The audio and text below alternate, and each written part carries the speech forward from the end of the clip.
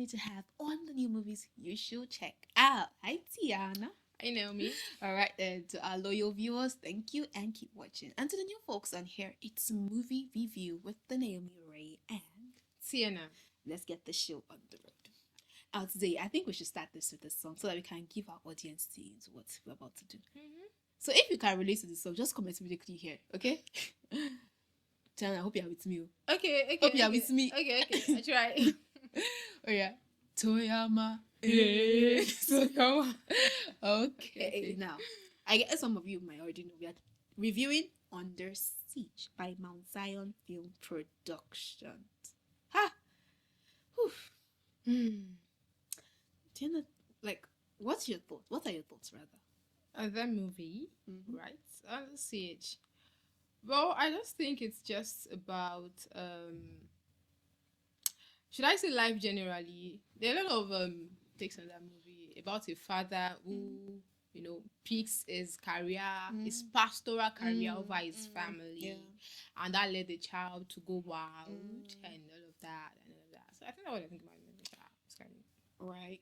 The movie explores different things. Yeah, exactly. It explores different narratives, different things. Sometimes you may have thought that okay, it's only a music thing, but you see that the salient issues too were brought to light. Yeah. That's true. Now, this movie is a fresh departure from Mount Zion's usual drama. Now, if you know what Mount Zion is about, man, you know what they can do. Yeah. Now, Mount Zion. Have you ever watched a Mount Zion movie? Yes, I've watched Abejoye. Okay, I have not watched Abejoye. Okay, which of it have you watched? I think you are casted. She doesn't watch it. This is our first episode, guys. Oh my goodness. Well, I've never really been a fan because let's say when I was a child. Yeah, we do hear about Mount Zion every time Mount Zion. And then they're always delivering just witches and witchcrafts. And my grandma liked it too. She played. All of you sit down. Repent.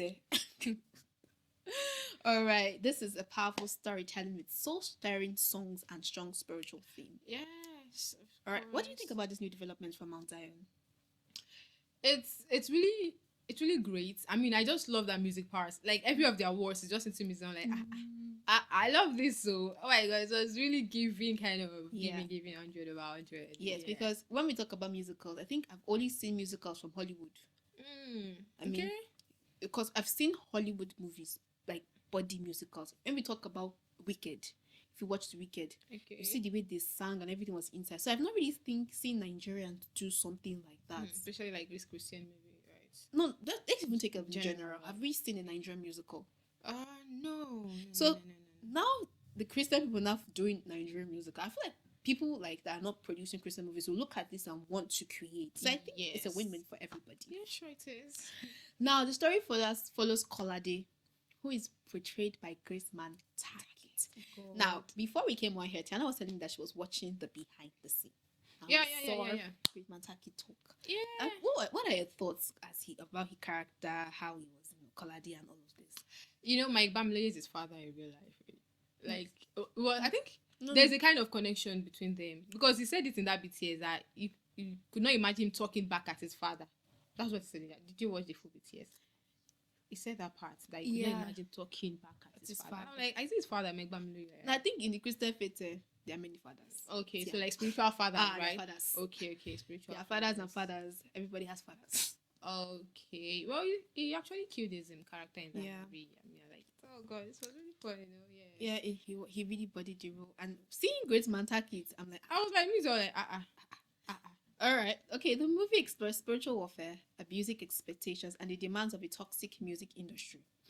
Now, let's talk about this. So this is where the conversation needs to be had. Do you really think that the music industry in today's world is what they portrayed in the movie? Is what they portrayed? Yes. I think it is because there's a lot behind that is going behind in this music industry generally. We do hear them sometimes now, but even though they fly as rumor, but it is like underground. It is there. It's there. I know that there's this in the industry. There's people that you call godfathers that you have to bow before you have to bow to them before you can access some particular and before they go to stage, there's some ritual they take for them. They do to them. It's true. Yeah. So this movie literally portrayed like the music industry. And now let's talk about the movie. So we saw Kolade, he was Great Man, played by Great Man Target, who was like a buzzing music, I say, artist, whose father is a pastor. Yeah. I know that these narratives have been flying for too long. That pastors' kids are the ones that always go astray. Like, pastors' kids and astray are like this. So you really think that pastors' kids go astray? Some of them do, but not every one of them. We have pastor kids who they're in Christ. Like, we have them, maybe we have to talk about them. So it's not all of them. It's just what you choose. I mean, it's you that choose to go astray. That's just it. Although the father may have influence on it, because based on what Grace Mataki said in that movie, he said it was his father because he left them and all of that. So I think that is it. But should that really justify him going in that route? And do you really think it justifies that? I think it justifies it though, because you cannot be carrying the church. I know the church. I mean, Jesus is the one that called you. We know. Yeah, we know. Sure. But I think there's a thing about family that you should never leave. Like, you can't be sat in church and then listen to counsel. I know your heart is burning, you want to burn the world, you want to do everything. But then if your family is lacking, I don't even think you are worthy enough to be a shepherd. Because what kind of your family is not in order. You are going to set another place in order. Okay. But God called him to put somewhere in order. But I mean, some people, I don't know who God is calling because these days. Even the mother is there. Even if the father is not available, I think the mother should make that availability as an helpmate. Yeah, but I think the guy wanted love from his dad. Because, when we go to the flashback, he had experienced this with his father. So if father just drifted all of a sudden, you know that he said, I don't want what took my father away from me. He said it. So he didn't want anything to do with being a pastor, ministry, or anything. He just wanted to live his life. Okay. Now let's talk about Joshua Mike Abdul, right? No, Mike Bamlo. Yes, the Joshua. Okay. Mike Bamlo, yeah. The story actually centered around this particular guy. I'm really trying to pick his name in my head. It's not Samuel, right? It's not Samuel. It's not Samuelians, guys. Okay, it's not Samuelians. It's this particular guy that was singing in church. Okay. I'm trying to Timmy. Is it Timmy? I think it's Timmy. Yes. I think it's Timmy. Yeah. So Timmy, it was like the main character. So Timmy was singing in church choir and doing all this he wanted to do, but he was looking at his guys now. They were blowing and they were making hits and all that. What's up? We grew up in the same place. Now he said my talent is wasted inside the church. And that's what he was nursing. And he wanted to meet like the record label. He wanted to sing. He wanted Gaspar. I wanted to be Gaspar now. There's a Gaspar too in this world. Like the Godfathers. There's the Gaspar. So he needed to meet Gaspar so that they can show him the way and all of that. It was remaining small. He wanted to go with the way. He almost went with the way. He almost went because he desired it so much. Desperately. That was true. Like, and this brings me to another thing. I feel like sometimes if you're not looking at what you want to do and your gaze is focused on other people, your perception of things will change at the end of the day now. If you're looking at another person's life, you're not focused on your own life, on where you want to go. You're just thinking, this person, this person. By the end of the day, your vision will be blurry. Yes, you don't know what you want to do again. So Timmy was like the person that they used to like portray the message of this movie. Okay. Because he was trying to get into where he should not get, and the dark place. And his friend was telling him when they went to the bar. He said, guy, if you pay the sacrifice. If you pay the sacrifice. I was like, you won't pay. I'm saying get 45,000 for your account. I was like, this guy doesn't know what he's talking about. So from that scene, I knew that there was something behind this guy that is saying because of what he said. He said, I get for 6K for account. How much now? I'll pay him. He said, you don't pay 6K. It's a bloody sacrifice. Yes, it's the bloody. And I think that particular guy they call Elder. I think, is it that the guy was gay? Because I don't know. Which one is gay again? I don't know. Something was not adding up, Something was not adding up about Elder. About him, right? So the movie actually, you see all these things we are saying. There were songs inside of it. Yes, so they will just start. And everything will just go. It was just so nice. Like it was so nice. Yeah. So the movie went on and on. We saw the introduction of the character of Samuel. Samuelians. Now that's a terrible fan base name, by the way. Yeah. Terrible. Samuelians. And he was saying with pride. Gaze Baba. Yes, Gaze Baba. Yes, if you know Gaze Baba, he acted as Samuel in the movie. I said, my Samulians. I get 2,000 Samulians. And the guy get lines. So just give it to me lines. That one scene, I'm like, and it was someone that wanted to take him to Gaspar. Yeah. So he had already said, take me to Gaspar. And then not knowing that he wanted to, his friend that just came out from London tour, wanted to break out of the whole thing. And they were after him. Yeah. See, guys, this movie is something you must watch, because if we decide to pick out every scene and give you like this, you will not, you might not feel it that much. Exactly. It's a 2-hour long movie. Yes. Yeah. Yes. And it portrays a lot. Yes. A lot in it. Yeah. A lot, portrays a lot about the industry. So the cocoa of the matter, and at the end of the day, what they said is that use your talent for the Lord. For the Lord.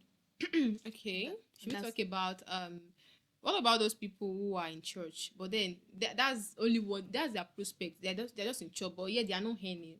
What should we say about them? Like the people that sing in church. You know, how will I put it? There was a tweet recently that churches are not growing talents. That's why most of them go out of there. Talk about Flavor. I don't know, you know Flavor.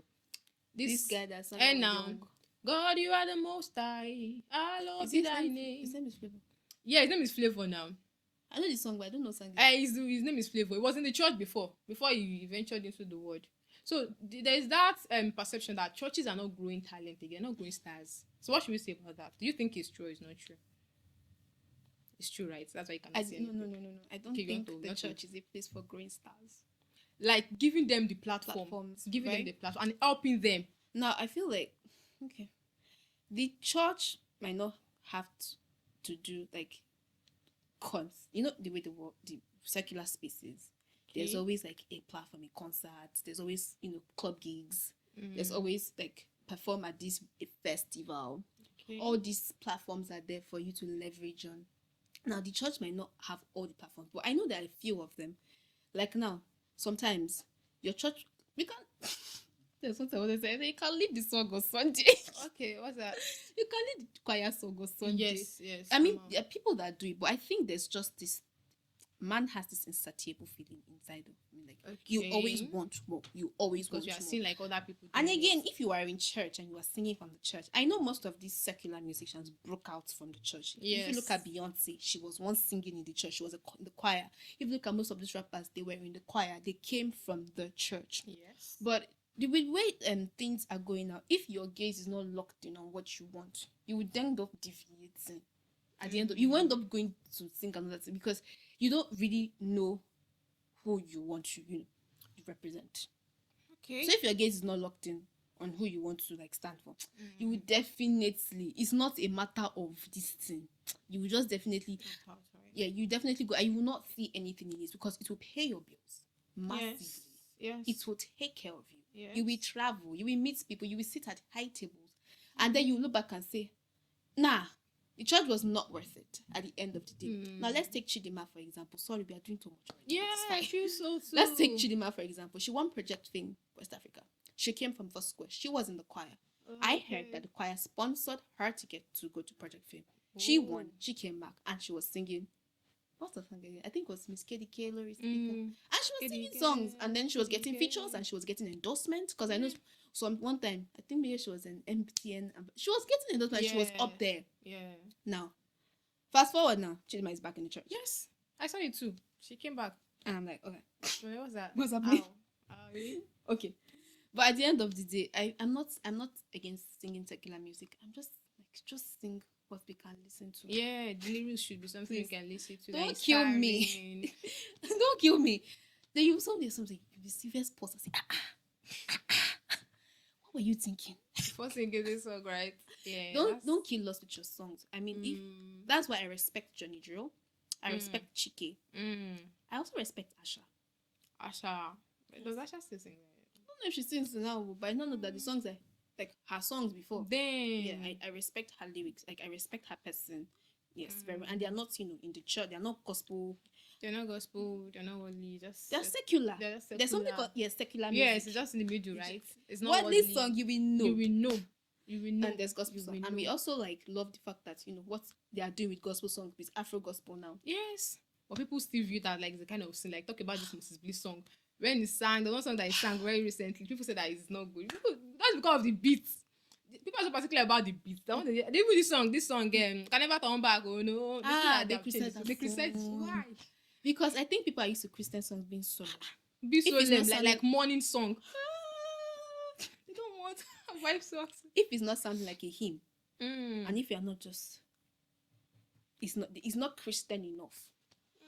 But I think they should be focused more on the lyrics now. Because talk about Mike Abdul sings songs that they are like Afro, that the sound you can use them. But the lyrics are really. But okay. I think that's one thing. If we decide to talk this matter of Christian people, we'll not finish it. Because there are Christian people that are like this. Hardcore. Very hard to. Once they see, they start judging. They are Jesus PA, like they're sitting down beside you, right? So you two, you're telling me that you two, you're Christian in your mind. Oh God, I don't see Shege for this one. Really low. All right.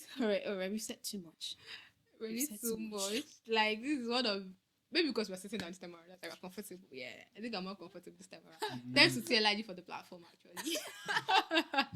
I said too much. Okay. Thank you for sticking around with us. Yeah. Yes. Thank you for staying this far. Do comment on what's your favorite takeaway. We thought different issues that concern the movie. So tell us what your takeaway was in the comments. So our Christian lovers, right? We'll be seeing you next time, all right? Before we wrap up the show, do subscribe to our YouTube channel, like and comment, and follow us on all social media platforms. And you can also partner with us by letting us review all of your movies. And also brand owners are also not left behind, as we can advertise your product and your service.